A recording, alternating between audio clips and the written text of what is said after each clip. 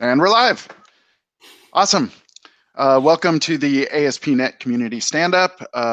So we have a special guest today, Ryan Nowak. Hi, John. Hi, everybody. How's it going? I will answer for everyone and say great. So yeah, happy to have you on. So this is a thing that we're doing now is Damien cannot make Tuesday mornings, which is awesome because that gives us an opportunity and kind of forces us to bring some other people in. So we've got folks from the team coming in and showing us, late breaking features, things they're working on. And then Scott Hanselman was traveling all over Europe and got in super late last night and is probably deep asleep right now. So he told me that he would not be on. We will be taking questions. You're going to be doing most of the talking, and so I'll switch over to that. And I'll be watching for questions as they come in. And normally we have across the bottom we have people's names. Unfortunately, that's not working today in the Google Hangouts system. So you again are Ryan Nowak. Can you introduce yourself? Tell us what you do on the team. So I'm Ryan. I'm on the ASP.NET team. I've been working on a feature called HttpClientFactory, which I'm going to be showing you all about today. I work on pretty much all things MVC and Razor. And I'm kind of all over the place in the higher levels of the stack. So I'm excited to be on the show and show you guys something new that we've been working on for the last couple months. Cool. So HttpClientFactory, why do I care? What's exciting about that? I think you care because we're going to make you fall in love with HTTP client again. I think that there's a lot of power lurking there, and there's a lot of power that's unlocked with having integrated logging, integrated DI, and a sort of opinionated way of configuring it, setting it up. And hopefully the demos that I have to show today are gonna get your mind going. Some of the things that will help you if you use HTTP client today in your applications. What are some new things you could take advantage of that will simplify your life? Cool. So we ready to get started? Sure. All right, let's see some code. So I'm going to flip over to my screen sharing here. And let's go to, is this showing up for you, John? It is. Okay, great. So I've got an MVC application here, and I've got another MVC application that's running here in the background. Hi, background.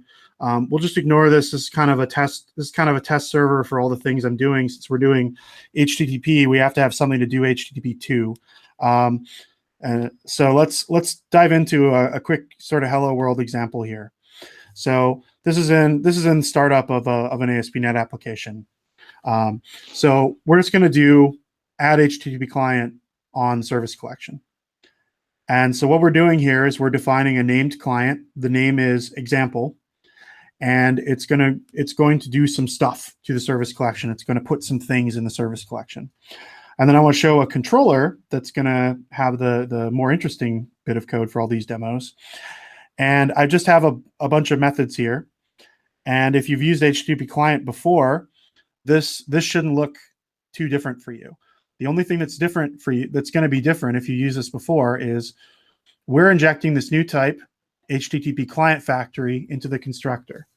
So this is a new singleton service that we can populate in DI, and it's going to know about all the configuration that you do in your startup code. So in this case, we configured a client called example. We didn't really do anything to it. We just said, hey, I have a client called example. And we can get one of those from the factory. And then the rest of this should look pretty bog standard. So if we run this, I'm going to go ahead and start this up. I don't think they're really going to be too much surprised about how this is going to go, but we'll walk through it anyway. So we get the client from the factory. We can get a response from my other server. We see down here in the debugger, I apologize, that's a little bit small, but we can see down here in the debugger, that's a 200 OK. And we can read the content as JSON. And if we return this, we can go back to, I'm just going to continue here, go back to our browser. So we can see we rendered a JSON blob that we got back from the server. So hopefully you're not too impressed at this point. This is all standard stuff that we've been able to do for a long time. The one thing that I do want to crow about here, Web API client is back. So this set of extension methods here on HTTP content that you might be familiar of if you're a Web API user or a system web MVC user, in the systemnet HTTP formatting assembly, we have an upcoming release of 5.2.4 of this package, which is going to have declared proper support for Net Standard 2.0. So if you've tried to use this package on an ASP.NET Core application in the past, or any Net Standard library in the past, you know about putting gross workarounds in your project file that I won't mention here. We're doing a release of this soon that's going to contain the proper Net Standard 2 support, and so you won't have to hack your way around it anymore. Okay. So that's example 0. Let's make it do some tricks. So headed back to the HTTP client. Let's do something more complicated, because I'm sure everybody that's used HTTP client has done more stuff than just new it up and pass in a single URL. So let's make a call to GitHub. So we're just gonna call a GitHub API. In this case, it's the index API. So it's kind of the landing page. It's an index of other services that GitHub can provide on their API page. So something interesting about GitHub, if you've used their APIs before, is they want you to declare an API version, and they do that with content types. So we're setting an accept header here to their content type, which specifies v3 of their API. GitHub also requires a user agent. So we're setting a user agent here to HttpClientFactory sample. And we're going to set the base address to api.github.com, so we don't have to hard code their address everywhere. Is that VND? Does that stand for like vendor or something? It does. It does stand for vendor. So it's a prefix of content types on the suffix tree for JSON, basically. So the idea is that if you want to define your own content types that are JSON as a format, then you can use the VND prefix for them and be a good citizen without having to register them with the IANA and things like that. Okay. So GitHub uses it for versioning. Some people use it for versioning. Some people use it for providing specific, like a data type, if they use schemas or if they declare data types for their endpoints. I think GitHub only uses it for versioning, but that's what that is. So setting this content type gives you v3 of their API, basically. And the reason why we're doing this in startup code is everywhere that we create an HTTP client, we don't want to have to put this code, right? That makes sense that you wouldn't want to put this code everywhere that you use an HTTP client, because you might use it in a lot of places. And we're gonna set the base address too. I think I mentioned that. So the fact that we've declared this name GitHub is significant. So if we flip back over to this controller, we can again create a client by name, and we can do get string on the root. Notice we don't have to specify the URL here because we've already specified a base address, so we just have to put in the relative path, and then we get a result. So let's just run this real quick. So sample 1 hits this action. We get the client, we run the request, we return the result, and it's a string in this case. So I'm going to continue, and I see a big JSON string blob in the browser. So this is what GitHub returned to us as a string. Cool. Okay. So there's not too much, there's not too much exotic. There's not too much tricky here. Let's crank this up a notch. So something that I showed, but that I didn't talk about before, was this. So I've got that highlighted. I don't know how much that pops on the screen that I have that highlighted, but so we have this GitHub client class. And if I go to that, this is code that I wrote. So this is code that's in my sample application. So I wrote a class that has a constructor that accepts an HTTP client. And then I added my own sort of convenience method on here for doing what was in that controller. And I'm going to read it as JObject. in this case. I don't have an object model for their API, but some objects are better than just treating it as a string. So this is code that I wrote. And what's going to happen when I do this, I'm going to go back to my controller here. And I've got this from services attribute. So if you haven't seen this before, this is an attribute that you can use in MVC to bind a parameter to a service. And I'm using it in this. I'm using this in this case because my constructor doesn't know about this because it's a demo. I would say still use constructor injection where you can, but if you can't, or you want to resolve a service for a single action, you can use this. So I'm going to put the GitHub client type as a parameter here that's from service. Again, this would work in the constructor as well. And I'm just going to prove that this works. And if I go here and I can step over this, and there's not too much to see because I don't have any local variables, sorry. And if I go again, we'll see we get the same data back. So I've created now a strongly typed class that represents my operations on some remote server. And I've defined a sort of my own repository kind of API, or my own sort of helper API here. And this thing is wired up to DI for me. And the way that this gets wired up to DI is this little binding here. So by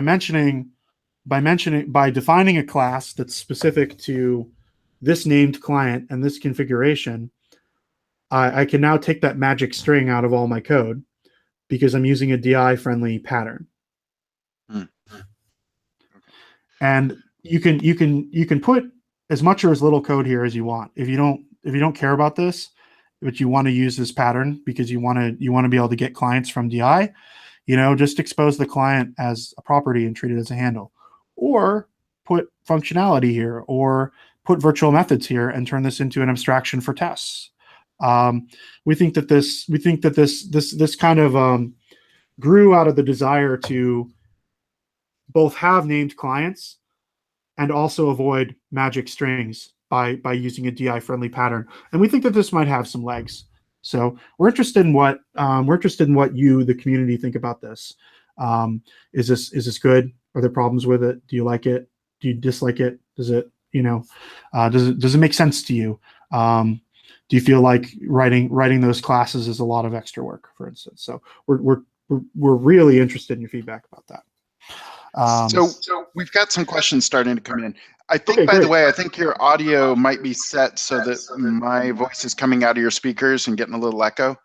Okay. So, okay. So a few questions here. We've got Steve Gordon says, "Is this baked enough that finishing off my blog post about it is reasonably safe?" He's had a draft about it. He's been updating since October as he watches the repo. Yes. Cool. I would say that there are no fundamental issues that we're trying to resolve at this point. There's one topic that we'll probably have some time to talk about later that we still need to resolve, related to lifetimes and DNS and some complicated trickery. But the shape of this, we don't really expect to change too much unless we got significant feedback that we got something wrong or that we're missing something. The work that's remaining on this, I think, for 2.1 for us is to provide more integrations, write more samples, and polish. Cool. So that's a great question. Thanks. Question from Brad Wilson. He says, nitpick, isn't the guidance not to use the async method suffixes unless you're differentiating between identical sync and async methods? I don't know. All right. What I will say to Brad, actually, I will answer that, but not speaking as an official Microsoft person, speaking as a Ryan Nowak Microsoft person. One thing here that there is a refactoring that you can do to make a method async. I think if I control dot here, oh gosh, I'm trying to find a way to trigger it. There is a refactoring here that you can use to make a method async, and it might actually be a code fix. And watch this, Brad. This is for you. Boom. So interpret that however you want. It was probably the choice that made the most sense for the folks who worked on that particular code fix. I'm generally of the opinion in my own development life to not fight the tools. If the tools are trying to push you in one direction, you can choose to fight against it, but you're probably going to be fighting a losing battle. But I don't know. That's my personal answer. It's not an official answer by any means. Okay. One more question before I stopped interrupting you and let you get back to whatever you wanted to show if there was more. So there's a question about whether the client factory solves or impacts DNS refresh issues with static clients. My favorite one. I would love to spend some time talking about that. Sure. Can we defer that for like 3 or 4 more demos and then get into really the meat of that? Cool. Okay, I'll let you get back to it. I would love to spend some more time talking about that. That's something that we're dedicated to solving. I don't want to just say we're interested in solving. We're dedicated to there being a solution for .NET users for that. So we will get back to that. I want to continue with I want to continue with my story. All right, get back to it. Okay. So let's do a few more things here. So let's go to example 3 here. So one of the cool things about HTTP client that you may not have realized if you haven't really extended it or used it for much in the past, if you just kind of use it for simple HTTP calls, is HTTP client has middleware, my friends. So HTTP client has a pipeline of handlers. So let's take a look at a handler, a simple one. This is code that you hopefully will never have to write. But this is what's called a delegating handler, and the signature looks like this, and it's got this cool send async method here. And send async is basically the do HTTP method, right? And so if you look at this, you'll see that this looks kind of a lot like the middleware pattern where you get called, you know who your next is. Next is this inner handler if you're a delegating handler, and base.sendAsync is kind of the equivalent to next in a middleware. So if you write a handler like this, you can stitch it up together into an HTTP client, and you've now decorated whatever is going on inside the client with a middleware effectively. So we on the team refer to these as outgoing middleware in our conversations, because they're very similar to the middleware pattern, but for outbound traffic instead of inbound traffic. So I've written 2 of these handlers. This is not production code. I just wanted to show an example of something that's possible. So if you guys want to tear me to shreds, feel free to tear me to shreds. But this is not production code. So I just wanted to have something to show for this demo. If you have suggestions about how to improve it, let me know. So I've got a caching handler and I've got a timing handler. And what I'm going to do with those 2 things is in the startup code, in example number 3, I'm going to add these as transient services. So transient services means every time you ask for it, you get a new copy. And then I'm going to create an HTTP client called unreliable. And I'm going to use this to talk to an unreliable endpoint in my other server, which is actually it's unreliable, but it's actually very predictable. So I've written a unreliable endpoint here that will pause you for 2 seconds and then give you 500 every other request on the evens and odds, which might be similar to some services that you've had to call. So I'm just going to call this. I'm going to call this in a loop, and I want to sort of demonstrate how these handlers play together. The other piece of this that I think we need to see before we start is HTTP client. Add HTTP client returns a builder that you can use to do more stuff. So in this case, we've put 2 additional handlers there. And this overload that takes a T will get a handler from the DI system. So I've added these 2 handlers to services, and I'm going to add them to the message handler pipeline here. This is ordered. So what it means is that the timing handler surrounds the cache handler, which surrounds the execution of the actual HTTP request. So if we fire this up again, we should see this when I go to the correct URL, for example, number 3, we'll see this fire off a series of HTTP requests. So there's example 1. We're going to ignore that. Let's go to example 3, and we're going to fire off a series of HTTP requests. So if I step, what's going to be interesting here is if I step in, I get to my timing handler, which I said is the outermost handler that we wrote.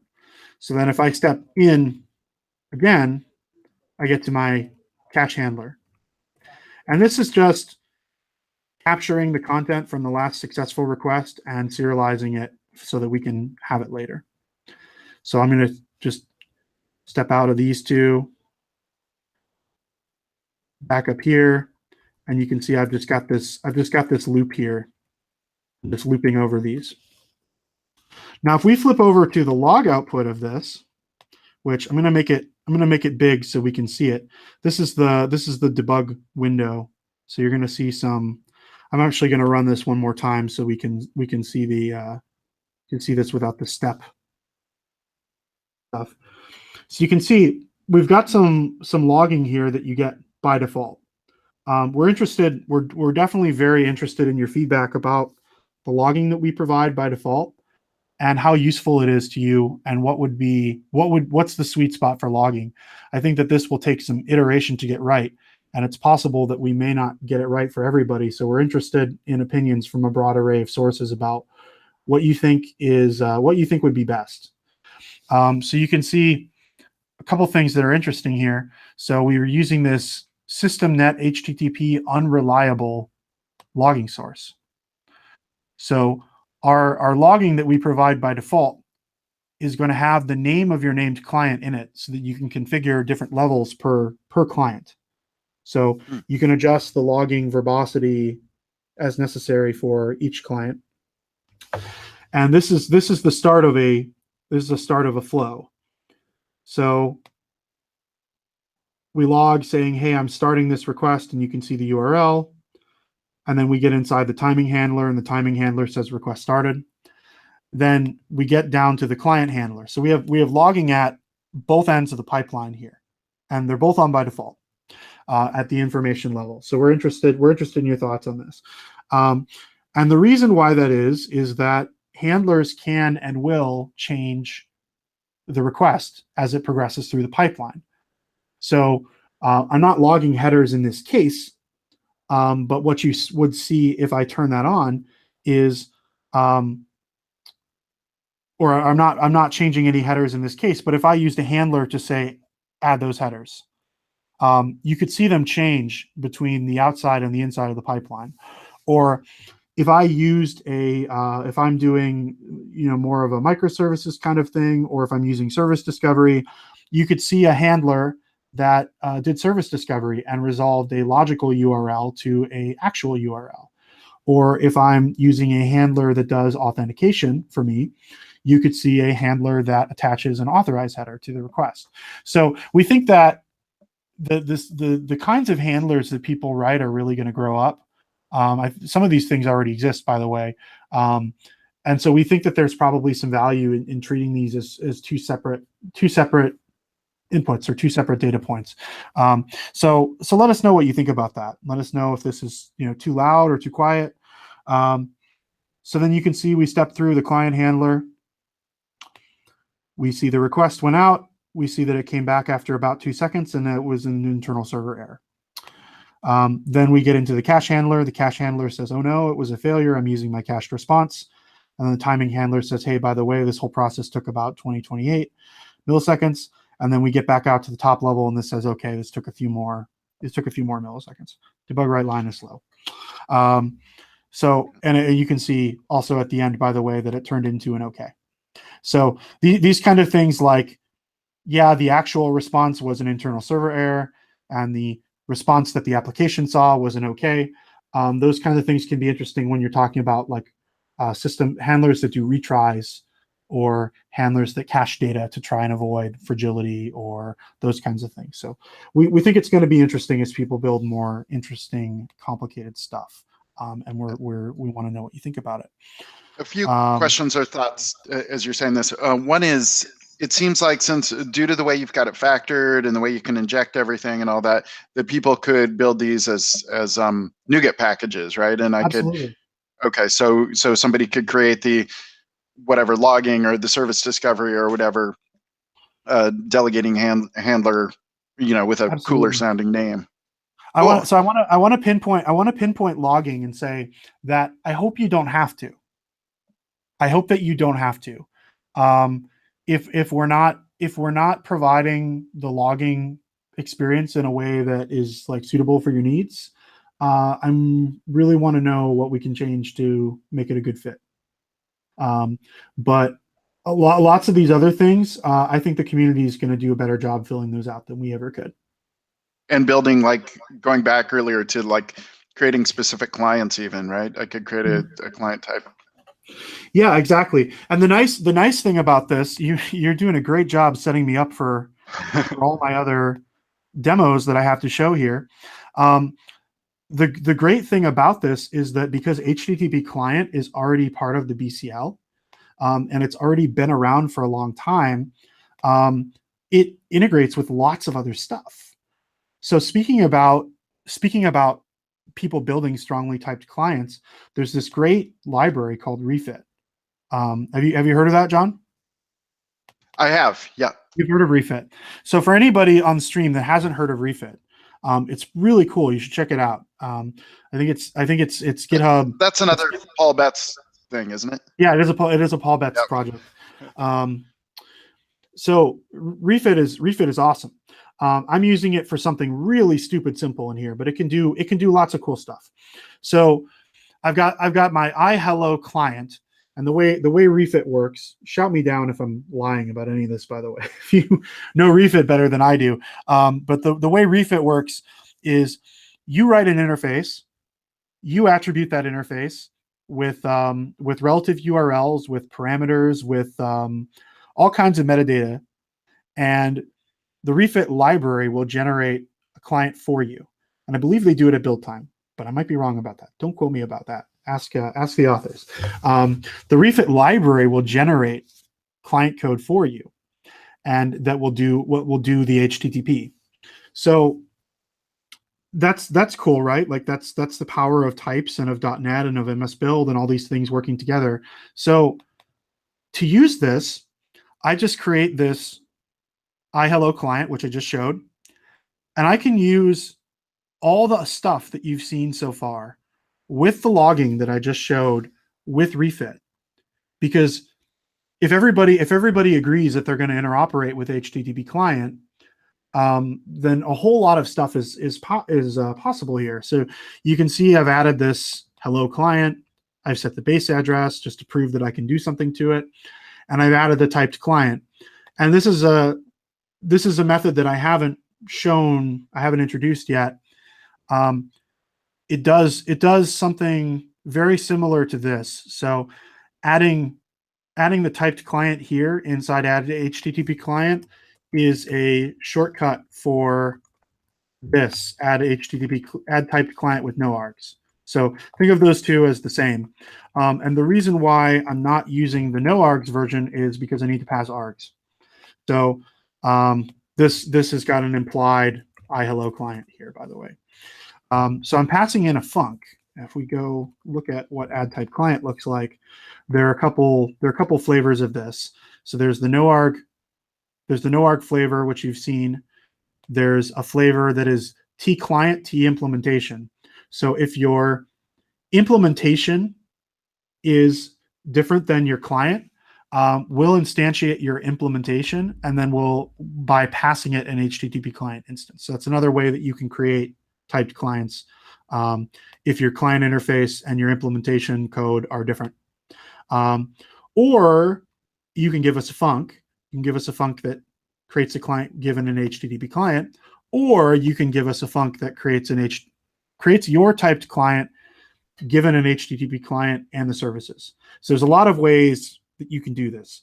And Refit already provides the ability to just plug in a client. So if we look at what this looks like here, this is their API, of course. So you can give it an HTTP client and you can give it a settings. Their settings have things like authorization stuff. I'm not sure what this would be used for in our case, or JSON serializer settings, different things. You should go check out Refit if you haven't seen it. It's pretty awesome. I posted some links to that too in the chat that's going on. If you search for Paul Betts, Betts, and Refit, Refit, you'll find it. All right, thanks for having my back, John. So again, like we saw before with the GitHub client, the add type client registers this type as a service in DI, so it's now available for dependency injection in the app. So inside this controller, I can inject the iHello client, and I can set a breakpoint right here. And I have correctly set this as my startup project. And waiting for this to build. So you can see we get here.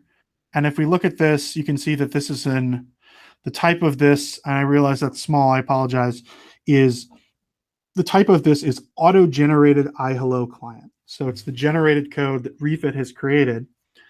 And inside of here is an HTTP client, and you can see it's got the base address set, just like I did in the startup code. So this will compose with all the other things that you've seen. Any custom handlers you write, anything like that. And of course, if we step over this, it'll work. And it's just calling one of the endpoints that we've already seen before to get a message. So that's another thing that you can do. Speaking of typed clients and people shipping libraries with clients, if you have a or if you build a SDK for GitHub or for any site that people want to use or any API that people want to consume, that can be constructed with an HTTP client, anybody can use it with this. We hope that this is open. We hope that this is flexible enough for everybody's scenarios to be possible. One other example that I want to show here, and this relates to something that we talked about before, is we talked about retries and we've talked about integrating third-party stuff. So I want to show another great library that's not from Microsoft, that's from the community, is Poly. Have you heard of Poly, John? Yep. Yeah, Poly's on, part of the .NET Foundation, so I work with them. Right. Cool project. Right. Yeah. Have you guys done Poly on the show? We haven't. Okay. There's a surprising level of depth here. It's really cool. We've chatted with the folks who work on it a couple times, and we're thinking about building our own integration for it. We're not sure exactly what shape that would take. I think the worry with us doing it is if we go too basic, it might not meet everybody's needs, and it might be bad. So we're talking about doing it. We're not sure exactly what our level of investment would be, and that would be us basically shipping and documenting, how to use Poly with this and providing maybe some helpers for using it with ASP.NET if we think that can be done in a good way. But what I want to say about that is, well, if you're doing HTTP across service boundaries, and especially if you own multiple services, having something like Poly is pretty fundamental. I mean, it's pretty fundamental to using this in a cloud environment or any other sort of networked environment where you really depend on being able to know if something is up or down, or can you communicate with this. And so what I want to show here is I'm doing this in a really simple way. I'm using Poly for what I think is probably one of the most basic use cases you could use it for. So for anybody that's not very familiar with Poly, we're creating a handler like I showed before. And in here, I'm going to use this policy class, which is going to create a builder for me. And ultimately, I'm going to build a policy, and then I'm going to use that policy to execute the rest of the message handler pipeline. So you can see I've got policy here, and then I'm just going to handle HTTP request exception. So HTTP request exception will be thrown if you fail to connect, or in my case, I'm throwing it if it's not a success. You know, if this were production code, I would probably say throw it if it's not a 500, or throw it if it's a 500 and let it go through if it's a 400. But, you know, your needs may vary. And then when I handle an HTTP request exception, I want to wait and retry. So I'm going to retry. This is retry count. I'm going to retry 5 times. And then this is a linear backoff. So this is a func that's going to be called with the current retry count, and it's going to generate a time span of how long to wait before retrying again. So I just implemented a simple linear backoff here. So first retry, it would wait 1 second, second retry, 2 seconds, and so on. And then the third thing that I've got here is I'm going to log when I fail, because I want to know, you know, how unreliable is this thing. Inside the execute async method, this is the thing that actually does stuff. I'm going to call base, which again, if you think of these as outgoing middleware, it's like calling next. And then I'm going to ensure a success status code because I want to throw if I didn't get a success. And my logging method is pretty standard. If you used our logging stuff before, you've seen iLogger, it's pretty standard. So let's give this a shot. And I'm going to hit the same unreliable endpoint that we've been using in the past. So it's going to go right to it. And I'm going to refresh. I'm going to refresh this a few times. I think actually this goes in a big loop, I think. This is my wrong sample. I think this just goes in a big loop. So if you look at the logging pane down here, you can see this is the debugger view. So you'll actually see when there's an exception, and you can see sending request get, received response, internal server error, that threw an exception. Oh my gosh, I'm scrolling off the screen. I don't know if there's a way to pin this. I'll just pause it. Okay, so we're just stopped in the debugger here. So received an HTTP response. It was a 500 internal server error. That's right here. I rethrew that exception, and then bam, my retry handler was hit. I said I'm going to retry again in a second, and the retry count is 1, or the failure count is 1. I'm going to send a get to this URL.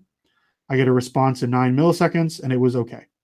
And then it's going to bubble back out, and it's going to say, okay, the overall, I was able to succeed after retrying, and so the overall success is an okay. And so this is again, like I mentioned before, we're doing logging at 2 levels here. We're doing logging when we actually send a request, and we're doing logging when we bubble outside the message handler pipeline. So everything that I have highlighted here was a single call to the client. So was that right? Yeah, it's a single call to the client. And so you can see there's client handler sending HTTP request here, and there's client handler sending HTTP request down here because I retried once. You're doing your job well, because at the beginning, I'll be honest, HTTP, anything that ends with the word factory kind of starts to put me to sleep. And I was not expecting to be excited about this, but I can see tons of opportunity as as I told you before the call, I didn't want you to sell it to me beforehand because I wanted to come in, you know, new and representing people watching. But the ability to stack middleware, like you're talking about, the ability for people to create libraries and share them. Yeah. And like to have a client that understands, like, oh, I'm talking to this endpoint, and so it can know to set special headers, or it can know about my, you know, maybe there's API restrictions on how often I can call it or whatever, and that sort of thing can encapsulate some of that stuff for me, right? Yeah. So I'm glad that you think it resonates. I think that this is something that's going to grow. I hope it's something that's going to grow. I hope it's something that develops energy. I'd like to think that we're providing a platform here that other people out in the community are going to find ways to extend and to improve. And we want to get your feedback on all these things that we're doing, and how things feel. There's a whole lot of ideas we have. We're not investing in them all right now. It's kind of the beginning for us. So I've got a few questions, if now is okay to jump in. Yeah, let's do it.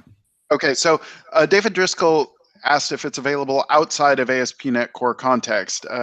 So if he could use it in a service or a console app that needs to consume an HTTP client. Sure. So I'm going to direct. So you can do that. I'm going to direct David here to this repo. So this is Glenn, my PM buddy who works on this with me. And oops, wrong one. Sorry. Trying to find the right one. This is the right one. So here there's a global ASAX in here somewhere. This probably looks familiar to you because you've seen a lot of configure services kinds of stuff. Yep. This may not.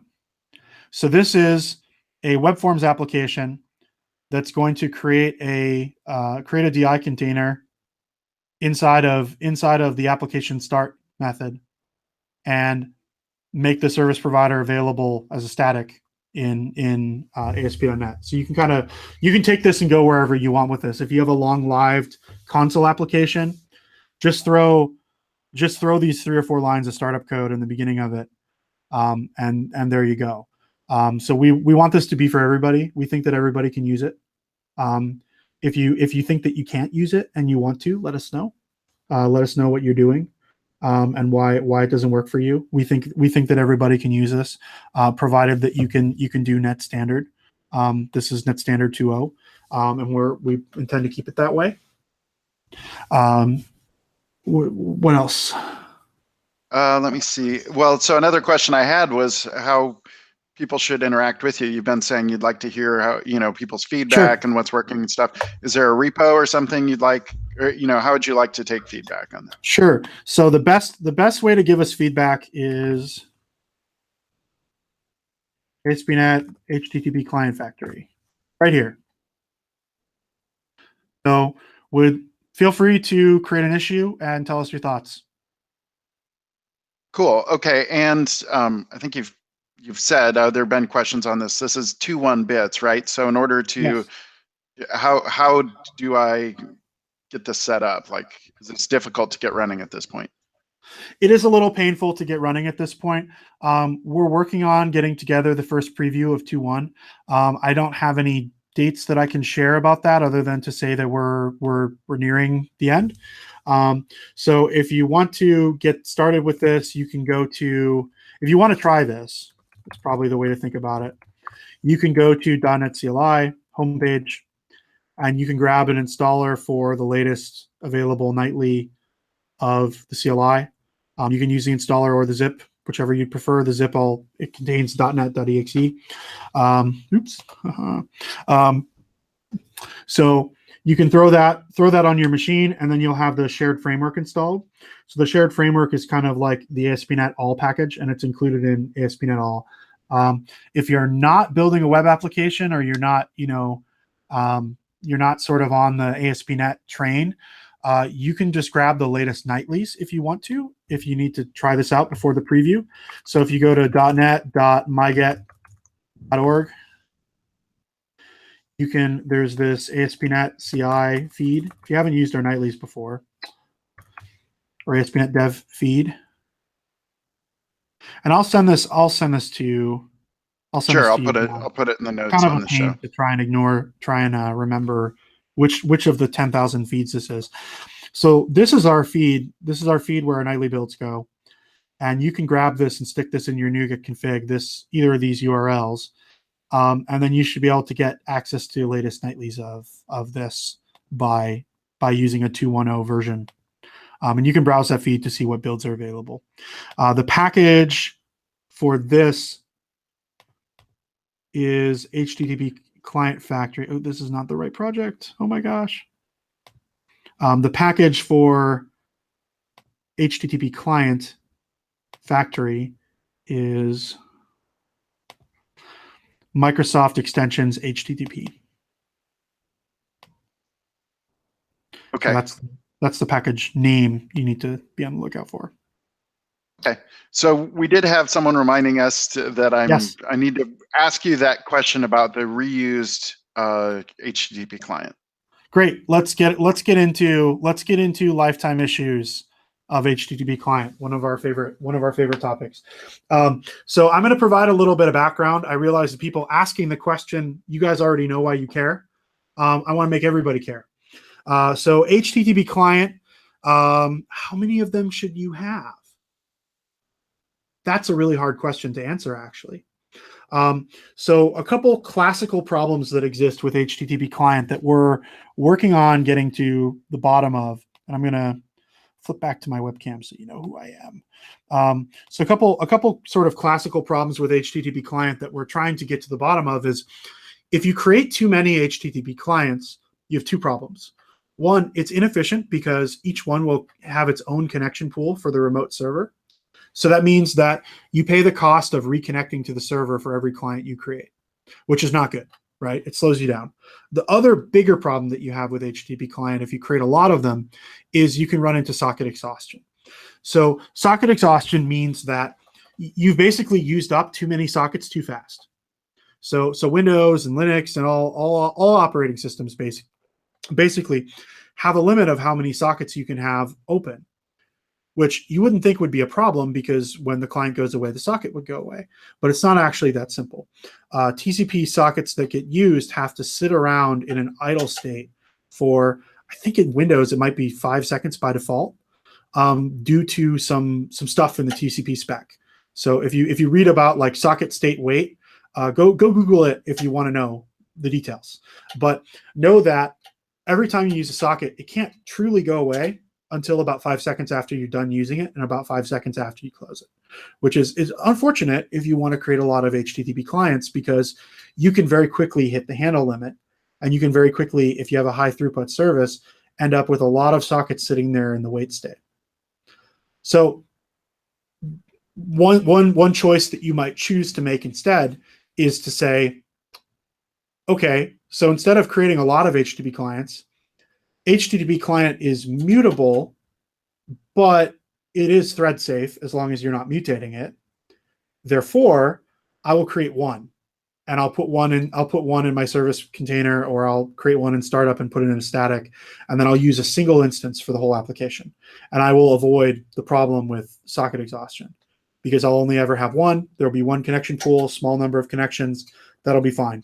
This is a really efficient way to use HTTP client, except the problem that you have now is that it will keep connections open too long and not respect the DNS time to live.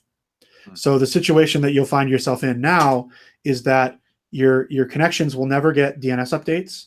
So if some server that you're talking to is going to have its address change, like let's say you're in a microservices kind of environment, or you're doing blue-green deployments or any kind of rolling deployments, you really care about your DNS addresses being able to update in some reasonable time frame.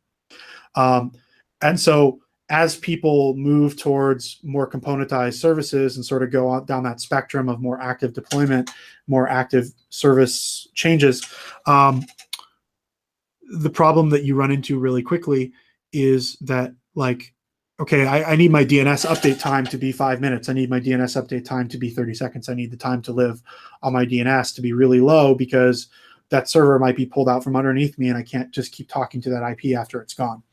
And you mentioned blue-green deployments, but like, yeah, if that term's not clear to some people, like deployment slots is one place I've heard of that come up with, right? On Azure or other cloud providers, right? If you're doing swapping in and you don't want any downtime, you deploy and you want it to swap. Well, if some client's hitting that, they're not going to see that you've made that change, and they're not going to be hitting the live site. Yeah. So the problem that you're faced with as a web application developer, if you write web applications or really any long-lived application, is that, like, the size of your unit of work is typically a request, which is not a good fit because of one of those two problems. You're going to bounce back and forth between one of those two problems. So I was hoping to have a good demo for it today, and I unfortunately don't have one because I wasn't able to get one set up. But we've been adding a feature. We've added a feature to HttpClientFactory that I have in this sample, and I believe it's not actually, I can't demo it, but the code is written. But we've got this. Oh no, that's the wrong place. Sorry. Here. when you find it, remember to share your screen. Oh yeah, I'm sorry, I'm the worst. Let's share my screen. I may not be able to show it in code. I had to revert to an earlier version of the libraries to get a consistent set, and I may not be able to show. I may not be able to show what this does. I may just have to tell you. So yeah, I don't see it. I don't see it here on the builder. So I must have an earlier version of the libraries that doesn't have this feature, but I can show code. So let's go to. Yeah, it's not there. Let's go to GitHub. And my screen is shared, so you should be seeing GitHub at this point. And I'm going to go to the HttpClientFactory repo. And let's look at something here. I'm trying to remember if I put it in this code or not. I did not put it in this code. Okay, let's just go directly to the API then. The strategy for this, by the way, the feature that I'm talking about, sorry, I realize I'm spending a lot of time building up to it, is something that I refer to as handler rotation. So the idea for handler rotation is that we can pool the underlying client handler. So the client handler, think of it as like the delegating handler that's at the end of the pipeline, or the message handler that's at the end of the pipeline. Here's the API I was looking for. And so the delegating handler at the end of the pipeline is the one with all the action. And what I mean by that is that it's the one that actually does HTTP. It's also the one that keeps the connections open, and it's the one that does all the actual networking for the most part. And so by pooling these and giving you a new HTTP client every time you ask for one, we're taking away the expensive part. So the expensive part of creating an HTTP client is creating the message handlers and creating the connection. So if we pool the handler, but then give you a new HTTP client, we don't have to worry about you mutating durable state, because HTTP client is durable. So is mutable, and if we cache them forever, then you could see some spooky things if you change those properties, which is why we initially chose not to cache the clients themselves. So we cache the handlers, which is the expensive thing to create. So what this feature is, and there's a very long-winded description of it here, is we cache each handler and each handler chain that we create them on demand. So when you request a client for GitHub, we create the GitHub handler chain according to your configuration, and we'll keep that chain around according to the handler lifetime. So the handler lifetime is default 2 minutes, which mirrors some default DNS settings from .NET, from Windows. And what that means is that handler chain is considered active for 2 minutes. After 2 minutes, it goes to the retirement home, basically, which means that new requests for a GitHub client will get a new handler chain. They'll get a second one. And any clients that are using the old handler chain are still valid because we haven't disposed it. We've just retired it. And so it sits in a retired pool, and we have a background job that's going to run through that pool and say for every handler that is sitting there, is anybody still using it, basically. And we can do that through the magic of weak references, and we can say, have all references to this handler gone out of scope? And if all references to this handler have gone out of scope, it's time to dispose it. So it's kind of a mixed design. So you get to avoid creating lots of connections. You get to have lots of HTTP clients. You get to mutate them, but you can avoid creating lots of connections. But then they don't live too long, unless you want them to. Then they live as long as you want. It's not a solution for the underlying issue. It's more of a workaround. So what I'd hope to be able to show an example of this working in progress. The code is written okay. What I had hoped to show today was some examples of more guidance kind of thing, like, how would you do this on .NET Framework? How would you do this on OS X? What platforms do you need to use this on? What platforms don't you need to use this on?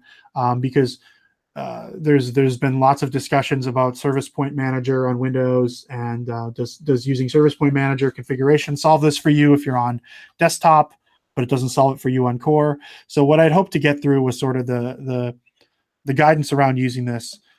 So expect that soon. Basically. And that's something, if you'd like later, we can have you back on and go into that in more detail. Yeah. So. We've also been talking a lot with the folks working on the managed handler on the CoreFX team. So if you've, and I'm sure that a lot of people on this call have been people who have commented on these issues on the CoreFX repo. There have been some bugs that have had a lot of comments and a lot of feedback from people, basically saying, "Hey, why don't you guys just make it work?" Which I think is certainly an emotion that I can empathize with. They're rewriting the managed handler there, so they're writing a new top to bottom HTTP client handler that will try to behave more consistently for .NET Core between Windows and Linux, and so they're putting a lot of work into improving the performance of that and getting that worked on. We've talked to them about the DNS issues. It's on their list of things to think about. So that's going on too. I think that the handler, this idea of handler rotation is kind of, it's something we might have to do, and we're interested in getting the defaults right so that you have the experience of not having to think too hard about it. That's my goal, but we'll have to let you know in the next few weeks. So the answer that I have, we're aware of the problem. We understand the problem. We care about it. We're working on it. I don't want to say it's solved until I can conclude that it is solved. So that's what I have to say about that.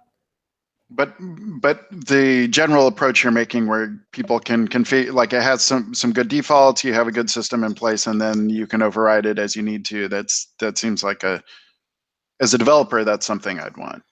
Yeah. I think this is probably a case where if the underlying system is not going to be bulletproof for everything that everybody needs all the time, then you need a power tool. And so this is kind of a power tool approach. And if it needs to get more complicated, then we'll embrace that. I mean, if I think that we need to solve these kinds of hard problems. That almost seems like, as a consumer, like as I call into an endpoint, I'd like the endpoint to be able to give me more information. And maybe they do. But about, like, there's time to live, but there's information about, I'd like to hear from an endpoint about, I don't know, how regularly I'd expect the endpoint to change or that kind of thing. Yeah. Well, I mean, there are also, so it sounds like what you're talking about then is data caching. Yeah. Mm-hmm. Yeah, so that's another potential use. So there are caching headers in HTTP, and another potential use of HttpClientFactory and the pipeline model is to implement caching inside the pipeline. So very early in the request pipeline, after you figured out who you're talking to, let's figure out if we need to ask again, or should we assume that the data we got last time is still good. Based on parameters configured by the server. So there's an HTTP spec around caching, and I think that there's certainly a good opportunity for somebody to build client-side caching using the handler pipeline. That's a good point. I always think of caching and e-tags and all that around more like webby requests, like meaning images and JavaScript and things like that. But endpoints can use all that stuff too, as it's just HTTP. Yeah.